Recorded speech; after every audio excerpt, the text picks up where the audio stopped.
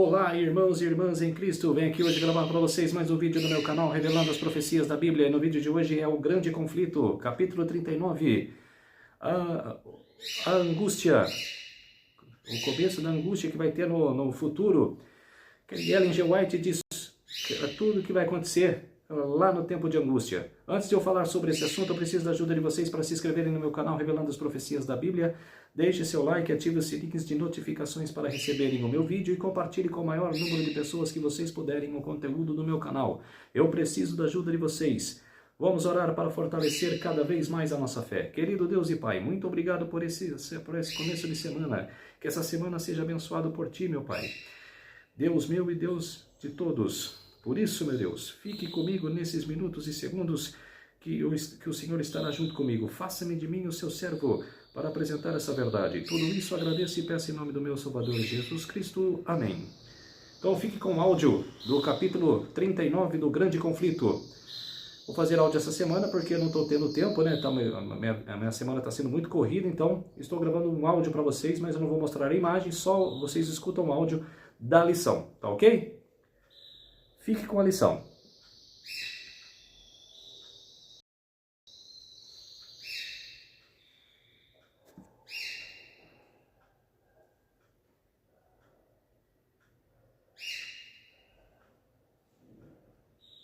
O Grande Conflito, capítulo 39. A angústia. Naquele tempo, Miguel, o grande príncipe que protege o seu povo, se levantará. Haverá um tempo de angústia como nunca houve desde o início das nações até então. Mas naquela ocasião o seu povo, todo aquele cujo nome está escrito no livro, será liberto. Daniel 12, versículo 1. Quando a terceira mensagem angélica terminar, o povo de Deus terá concluído sua obra. Os fiéis receberam a chuva serôdia e estão preparados para os tempos difíceis à sua frente. A prova final chegou ao mundo, e todos aqueles que se mostraram leais à lei divina receberam o selo do Deus vivo. Então Jesus termina seu ministério no santuário celestial e com alta voz exclama: "Feito está!" Continue o injusto a praticar injustiça, continue o imundo na imundícia, continue o justo a praticar justiça e continue o santo a santificar-se. Apocalipse capítulo 22, versículo 11. Cristo fez expiação por seu povo e apagou seus pecados. A soberania, o poder e a grandeza dos reinos que há debaixo de todo o céu, Daniel 7, 27, estarão prestes a ser entregues aos herdeiros da salvação, e Jesus reinará como Rei dos Reis e Senhor dos Senhores. Quando ele sair do santuário, trevas cobrirão os que estiverem vivos na terra. Os justos viverão à vista de um Deus santo, sem intercessor. As restrições sobre os ímpios serão removidas, e Satanás terá controle total sobre os impenitentes. Resistiram com persistência ao Espírito de Deus, e ele finalmente será retirado. Então Satanás afundará a população da terra em uma grande angústia final. Os anjos de Deus pararão de conter os ventos atrozes da perversidade humana. O mundo inteiro será envolvido em ruínas mais terríveis do que aquela vivenciada na antiga Jerusalém. Existem forças já preparadas, aguardando somente a permissão divina para espalhar destruição por toda parte. As pessoas acharão que aqueles que honraram a lei de Deus são a causa do terrível conflito e derramamento de sangue que encherá a terra de miséria. O poder que acompanha a advertência final encheu os ímpios de ira, e Satanás despertará um espírito de ódio e perseguição contra todos os que aceitaram a mensagem. Quando Deus retirou sua presença da nação judaica, os sacerdotes e o povo ainda pensavam que eram os escolhidos do Senhor. O cerimonial no templo continuou e todos os dias sacerdotes pronunciavam a bênção divina sobre os culpados pelo sangue do Filho de Deus. De maneira semelhante, quando a decisão final do santuário celestial for pronunciada e o destino do mundo for decidido em caráter permanente, os habitantes da terra não saberão. As pessoas de quem o Espírito de Deus foi retirado continuarão a praticar as formalidades da religião.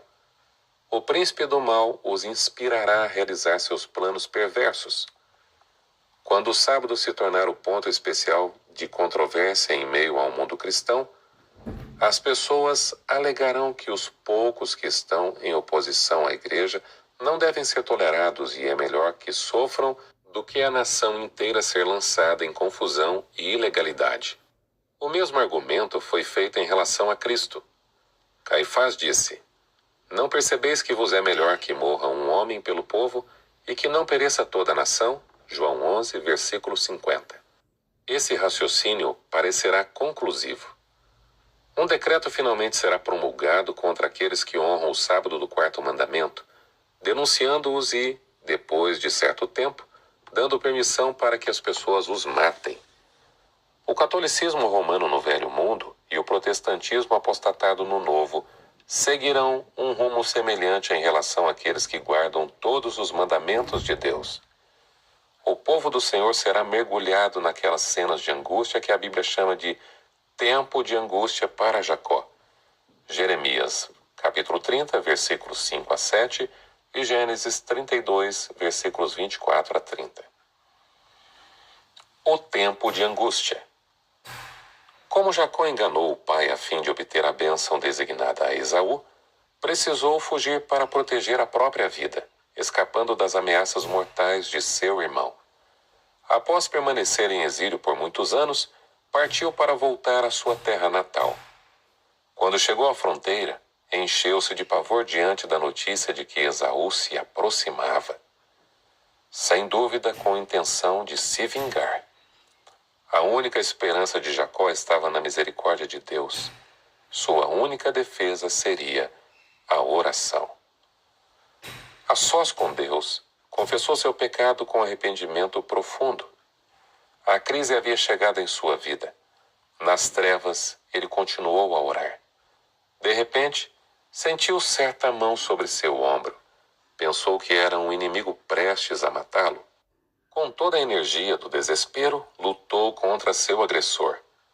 Quando o dia começou a raiar, o estranho usou seu poder sobrenatural. Jacó parecia paralisado. Caiu aos prantos e sem esperança sobre o pescoço de seu misterioso inimigo. Ele soube então que havia lutado com o anjo da aliança. Por anos sentira remorso pelo pecado. Precisava ter a certeza de que havia sido perdoado. O anjo insistiu. Deixe-me ir, pois o dia já desponta. Mas Jacó exclamou: Não te deixarei ir, a não ser que me abençoes. Gênesis 32, verso 26. Jacó confessou sua fraqueza e indignidade, porém, ele confiava na misericórdia do Deus que cumpre sua aliança. Por meio do arrependimento e da entrega do eu, aquele mortal pecador recebeu o que mais queria da majestade do céu. Satanás havia acusado Jacó diante de Deus por causa de seu pecado e também incitado Esaú a marchar contra o irmão. Durante a noite de luta de Jacó, Satanás tentou desanimá-lo e romper sua ligação com Deus.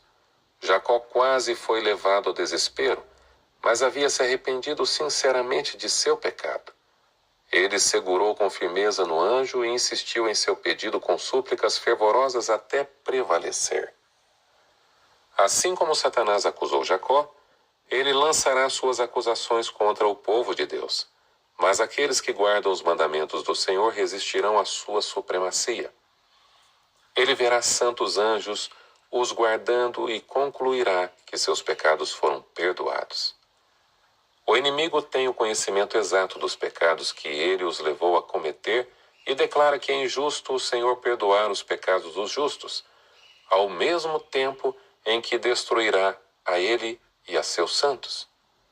Exige que Deus entregue essas pessoas em suas mãos, a fim de destruí-las. O Senhor permite que ele tente os fiéis até o limite. Sua confiança em Deus e sua fé serão severamente provadas. Satanás tentará aterrorizá-los. Espera destruir sua fé para que cedam à tentação e abandonem a lealdade a Deus.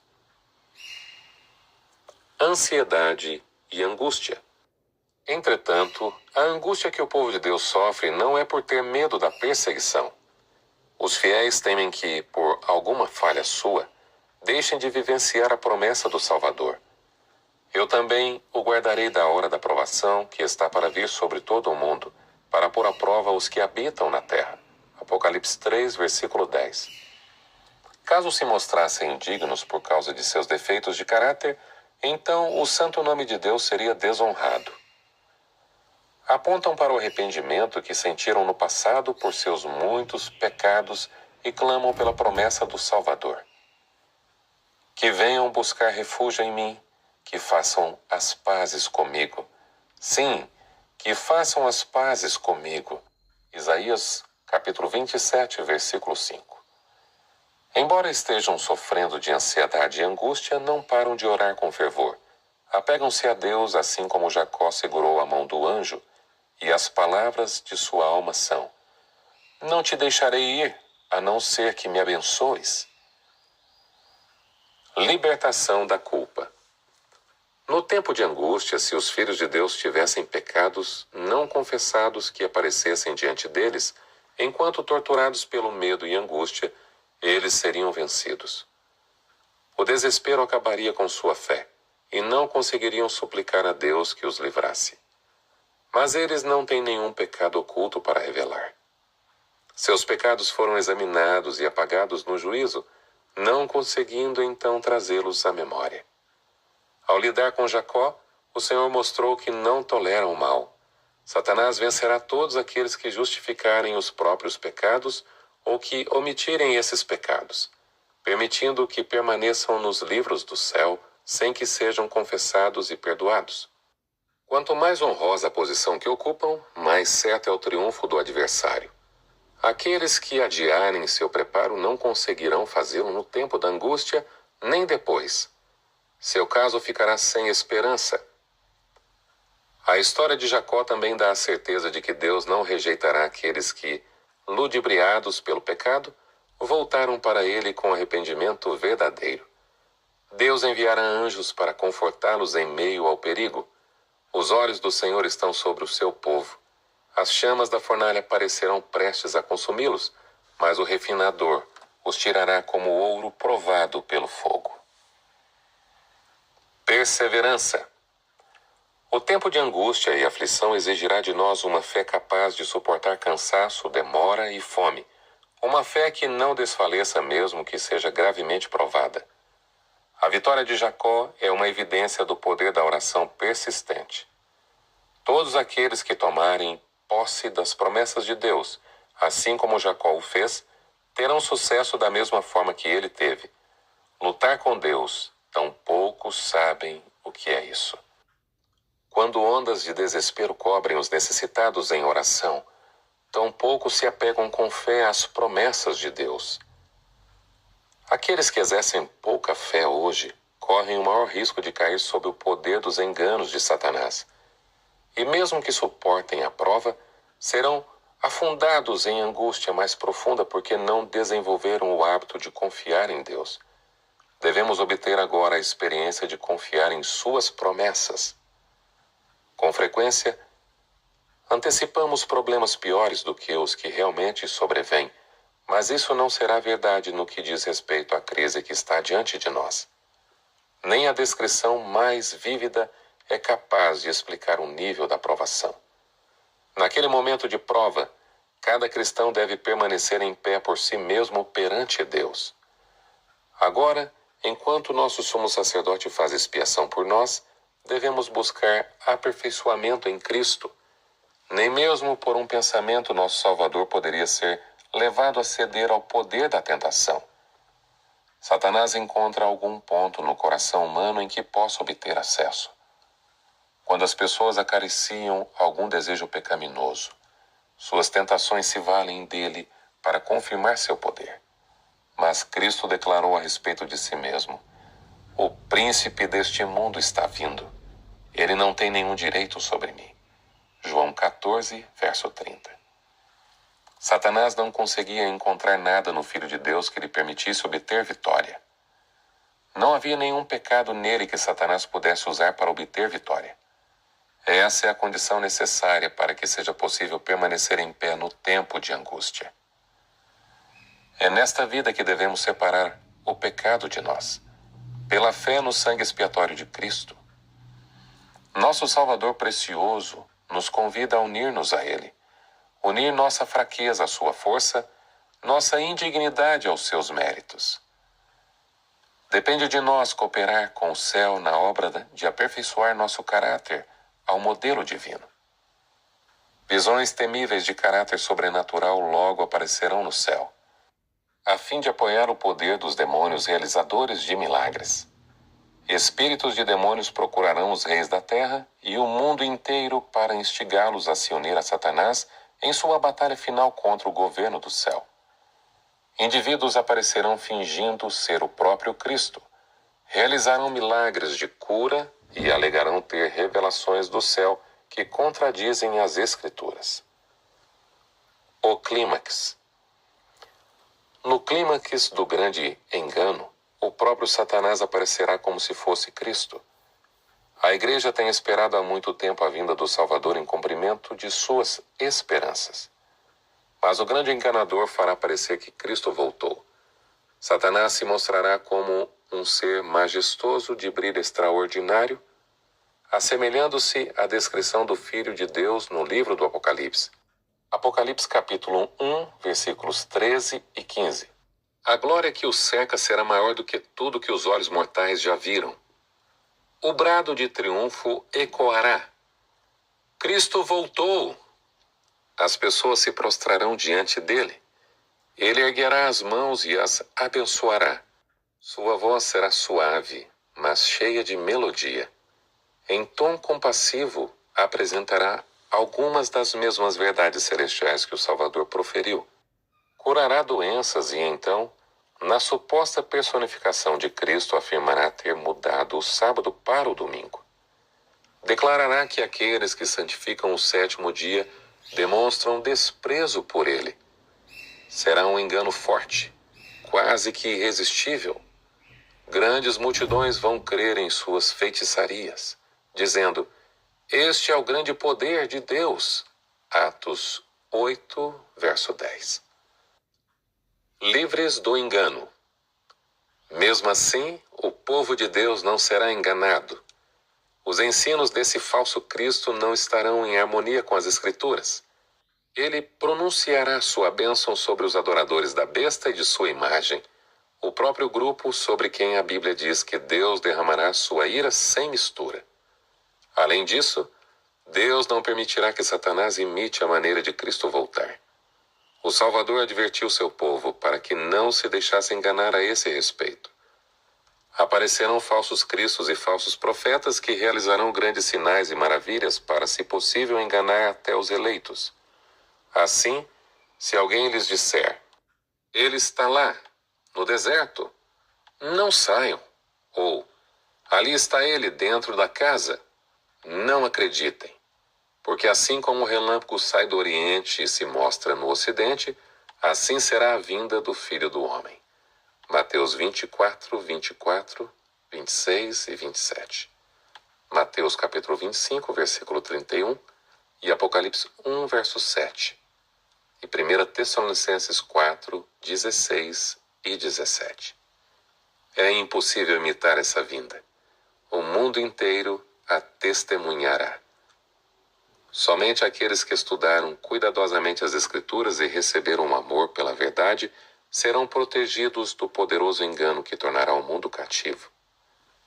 Pelo testemunho da Bíblia, detectarão o enganador em seu disfarce.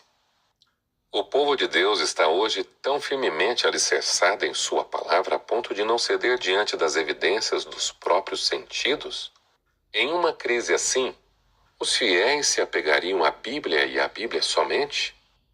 O decreto de vários governantes cristãos contra os guardadores dos mandamentos retirará a proteção governamental e os abandonará aos que desejam sua destruição. Nessa ocasião, o povo de Deus fugirá das cidades e vilas e se reunirá em grupos pequenos, habitando nos lugares mais desolados e solitários. Muitos encontrarão segurança nas fortalezas das montanhas, assim como os cristãos dos vales de Piemonte. No entanto, muitos, de todas as nações e todas as classes, altas e baixas, ricos e pobres, negros e brancos, serão jogados no mais injusto e cruel cativeiro. Os amados de Deus passarão dias exaustivos presos atrás de grades de prisões, sentenciados à morte, aparentemente largados para morrer em calabouços escuros e nojentos. O Senhor se esquecerá de seu povo nessa hora difícil? Ele se esqueceu do fiel Noé, Ló, José, Elias, Jeremias ou Daniel? Embora os inimigos possam colocá-los na prisão, as paredes do calabouço são incapazes de interromper a comunicação entre seu coração e o de Cristo. Anjos aparecerão para eles em suas celas solitárias. A cadeia será como um palácio, e as paredes sombrias serão iluminadas assim como na ocasião em que Paulo e Silas cantaram à meia-noite na prisão de Filipos. Pragas. Os juízos de Deus recairão sobre aqueles que tentam destruir seu povo. Para Deus, o castigo é obra muito estranha. Isaías 28, versículo 21 e Ezequiel 33, verso 11. O Senhor é Deus compassivo, misericordioso, paciente, cheio de amor e de fidelidade, que perdoa a maldade, a rebelião e o pecado. Contudo, não deixa de punir o culpado. Êxodo 34, versículos 6 e 7, Naum, capítulo 1, verso 3. Ele é longânimo com as nações, mas quando elas encherem a taça da sua iniquidade, por fim, beberão do cálice da ira sem mistura de misericórdia.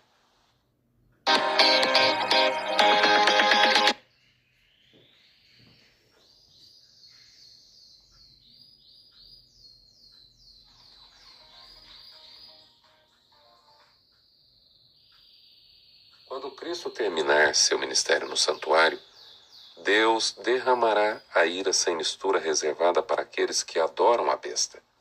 As pragas no Egito foram aqueles que adoram a besta. As pragas no Egito foram semelhantes aos juízos mais amplos que cairão sobre o mundo pouco antes do livramento final do povo de Deus. João, o revelador, disse: abriram-se feridas malignas e dolorosas naqueles que tinham a marca da besta e adoravam a sua imagem. Apocalipse 16, versículo 2. O mar se transformou em sangue como de um morto. Versos 3. E os rios e as fontes se transformaram em sangue. Versículo 4. O anjo declarou: tu és justo, tu, ó santo, porque julgastes estas coisas, pois eles derramaram o sangue dos teus santos e dos teus profetas, e tu lhes deste sangue para beber, como eles merecem. Versículos 5 e 6.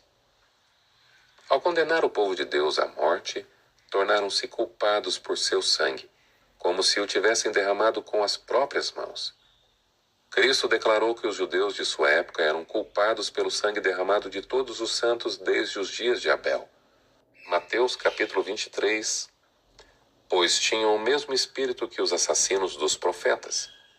Na praga seguinte, Deus dá poder ao sol para queimar os homens com fogo. Apocalipse 16, versículo 8. Os profetas descreveram esse tempo temível. A colheita foi destruída, todas as árvores do campo secaram. Secou-se mais ainda a alegria dos homens. Como muge o gado, as manadas andam agitadas porque não tem pasto. Os canais de água se secaram e o fogo devorou as pastagens. Joel, capítulo 1, versículos 11, 12, 18 e 20. As pragas não serão universais, porém serão as mais terríveis aflições que já aconteceram. Todos os juízos antes do fim do tempo da graça eram misturados com a misericórdia. O sangue de Cristo protege o pecador do impacto total de sua culpa. Mas, no juízo final, a ira não será misturada com a misericórdia. Muitos desejarão o abrigo da misericórdia divina que tanto desprezaram. Enquanto o povo de Deus for perseguido e afligido, sofrendo por falta de alimento, o Senhor não os abandonará para morrer. Anjos suprirão suas necessidades. Terá suprimento de pão, e água não lhe faltará. Eu, o Senhor, lhe responderei. Eu, o Deus de Israel, não os abandonarei. Isaías, capítulo 33, versículos 16 e 41, verso 17. Aos olhos humanos, parecerá que o povo de Deus está prestes a morrer por sua fé, assim como os mártires antes deles. Será um tempo de terrível agonia. Os ímpios zombarão. Onde está agora a sua fé? Por que Deus não os livra de nossas mãos, se vocês realmente são o povo dele? Mas os que estiverem esperando se lembrarão de Jesus ao morrer na cruz do Calvário. Assim como Jacó, todos lutarão com Deus. Proteção sobrenatural. Deus posicionará anjo ao redor daqueles que cumprirem a ordem de Cristo para perseverar. Eles testemunharão a angústia dos fiéis e ouvirão suas orações. Aguardam a palavra de seu comandante para livrá-los do perigo. Mas precisarão esperar um pouco mais. O povo de Deus deverá tomar do cálice e ser batizado com o batismo. Mateus 20, versículos 20 a 23. Por amor aos fiéis, o tempo de angústia será abreviado. O fim virá antes do esperado. Embora um decreto geral tenha fixado o momento em que os guardadores do sábado poderão ser mortos, em alguns casos, seus inimigos se apressarão e antes da data tentarão tirar a vida deles. No entanto, ninguém conseguirá passar pelos guardiões posicionados ao redor de cada fiel. Alguns serão atacados ao fugirem das cidades, mas as armas levantadas contra eles vão se quebrar como se fossem palhas. Outros serão defendidos por anjos com aparência de soldados. Em todas as eras, seres celestiais têm participado ativamente das questões humanas. Aceitam a hospitalidade dos lares humanos, agem como guias para viajantes confusos, abrem portas de prisões e libertam os servos do Senhor. Eles vieram tirar a pedra do túmulo do Salvador. Anjos visitam as reuniões dos ímpios pelo mesmo motivo que foram a Sodoma, a fim de verificar se passaram dos limites da longanimidade de Deus. Por amor aos poucos que o servem de verdade, o Senhor restringe as calamidades e prolonga a paz da população. Os pecadores não entendem o quanto devem a própria vida aos fiéis que eles amam oprimir. Muitas vezes, nos concílios deste mundo, anjos se pronunciaram. Ouvidos humanos escutaram seus apelos e lábios humanos ridicularizaram seus conselhos. Esses mensageiros celestiais demonstraram ser mais capazes de advogar a causa dos oprimidos do que seus mais eloquentes defensores. Derrotaram e detiveram males que teriam causado grande sofrimento ao povo de Deus. Com ávido anelo, o povo de Deus aguarda a chegada do Rei vindouro. Enquanto os lutadores clamam ao Senhor, o céu brilha com o raiar do dia eterno. Com a melodia de músicas angelicais, chegam aos ouvidos as palavras: auxílio está a caminho. A voz de Cristo soa dos portões abertos. Eis que estou com vocês. Não tenham medo. Lutei a batalha em seu lugar, e em meu nome vocês são mais que vencedores. O precioso Salvador enviará ajuda quando mais necessitarmos. O tempo de angústia será uma provação terrível para o povo de Deus, mas, pela fé, todo verdadeiro fiel deve enxergar o arco-íris da promessa a cercá-lo. Os resgatados do Senhor voltarão. Entrarão em Sião com cânticos. Alegria eterna coroará sua cabeça. Júbilo e alegria se apossarão deles. Tristeza e suspiro deles fugirão. Isaías capítulo 51, versículo 11.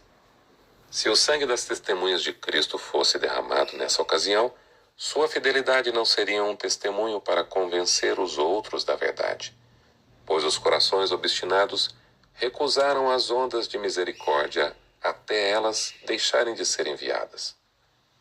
Se os justos fossem então mortos por seus inimigos, Seria um triunfo para o príncipe das trevas. Cristo afirmou: vá, meu povo, entre em seus quartos e tranque as portas. Esconda-se por um momento, até que tenha passado a ira dele. Vejam, o Senhor está saindo da sua habitação para castigar os moradores da terra por suas iniquidades. Isaías capítulo 26, versículos 20 e 21. Como será glorioso o livramento daqueles que guardam com paciência a vinda de Cristo e cujo nome está escrito no livro da vida. O fim do capítulo 39 do Grande Conflito.